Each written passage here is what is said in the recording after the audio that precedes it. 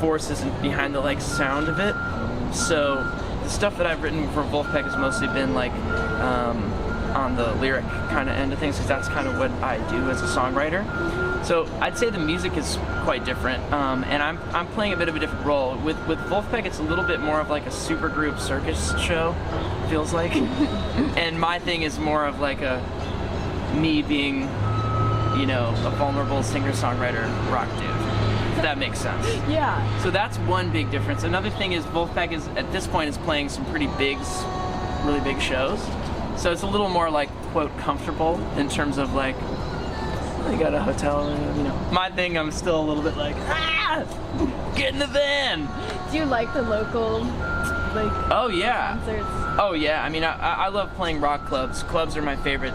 Wolf is now playing theaters. Theaters are great as well. I dream of playing theaters one day. I hope to. But clubs are kind of where the music makes the most sense to me. You know, like the Blind Pig, for example. Just if you can get 500 people in a room, like that's kind of the bomb. Yeah. Yeah, you come back to Ann Arbor a lot. How has Ann Arbor helped your music career in a way? Well, I'll tell you what. It's been first of all, it's been a launching point. It started the place I jumped off from out of college. I met all my friends who I work with to this day. I all met in Ann Arbor, so it's definitely launched me in terms of my social network. Pre-Facebook social network, I will say. But also, it continues to be a resource because my friend Tyler Duncan lives here and he's a great producer. So I come back to work on projects with him because he has a little studio here, and I know I live in LA and there's a million studios, but this is a special place, and sometimes I just want to get out of town and be a little more no distractions, which for me, Ann Arbor, ironically, I used to be very distracted here, and now I kind of just no distractions, you know, so it's a cool thing. So I want to ask you a little bit about Heartbreak Hits. Please. Because lyrically, it hits some deep notes about heartbreak and loss, but I think, for me at least, I think the tone is kind of light and happy. Why did you decide to have that contrast? That's a really astute observation on your part, and it's intentional. I don't really know what it is about that combination, but I've always loved that in music. Like when the music and the lyric don't match the feeling, you can create like an amazing effect on the spirit. You know, like Bob Marley, for example, has been a big influence. He has music that is like musically the audio, the sound of it is very like uplifting sounding or kind of upbeat, but the lyrics are quite heavy and have to do with like oppression and, you know, struggle and things like that. I think a lot of my favorite songs have that combination. I think if you keep the music light, you can have the lyric deliver a message that otherwise maybe no one would want to hear. Does that make sense? Yeah. It's like, who wants to hear about something sad? But if you put it, it's almost like you put it in a you're like tricking. You're wrapping it in a hot dog, yeah. and the bun is like, hey, the music, and the hot dog is like, sadness. If that's kind of a gross hot dog. So yeah, I don't know if I'm gonna be eating that dog anytime soon, but you know what I mean.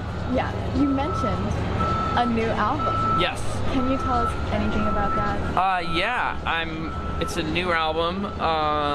There are, you know, between 10 and 12 songs on it.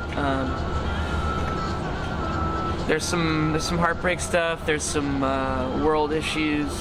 I don't know if I'd call them world issues. Just me reacting to the time that we're in 2018 and some of the things that are important to me, which I think might be a little bit of a left turn for me. That hasn't really come up on my music yet, and now it kind of is rearing its ugly head, so I have to reckon with that. And I think there will be more of that kind of like, hey, bang, bang, bang, with some like, whoa, that's a heavy lyric. Yeah. There's quite a bit of that on this record. Why did you decide to take that turn?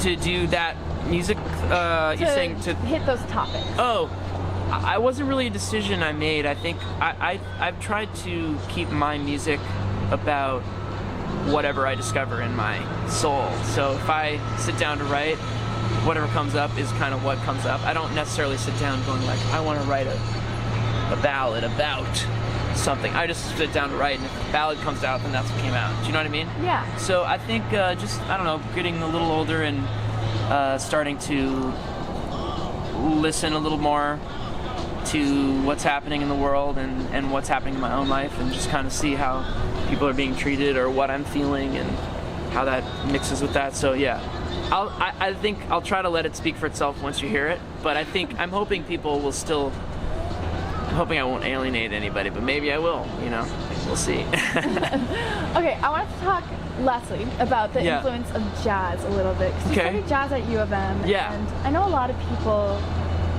hear the word jazz and they think of, I don't know, I feel like it sometimes has a negative connotation. It's a misunderstood thing for sure in culture at this point, for sure. But I feel like it's really influenced your music. Like, I can definitely hear it. Cool, yeah. Especially in Wolfpack too. Oh yeah, Wolf maybe a little more directly, just because the chords and the harmony in Wolfpack is coming from gospel. I'd say Jack's biggest influence harmonically is somewhere between like gospel and Bach. So yeah, those are all chords. That chordal vocabulary is certainly found in jazz. So yeah, let me think. I'd say, well, first of all, my dad was a jazz musician, so I have kind of like a spirit, I think, that comes from that era, just because I was raised by a man who was born in 1928. So like when I was in high school, my dad was in his 70s, which just has a certain kind of flavor to it, you know, like in terms of influencing me as a person and also my music. But yeah, I love jazz. I will admit that I'm not as good of a jazz player as I want to be.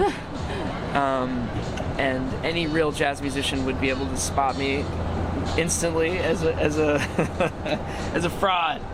But it's certainly been an influence, just improvisation, because jazz really lifted up improvisation to sort of public awareness and like mastered it, at least in America, more than any other art form, I'd say. Yeah. That's what jazz gave us.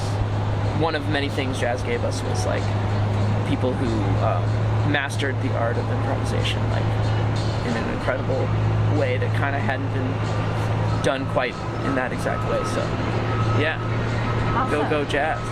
Thank you so much. You're welcome. Thank you. What paper is this for? This is for the community.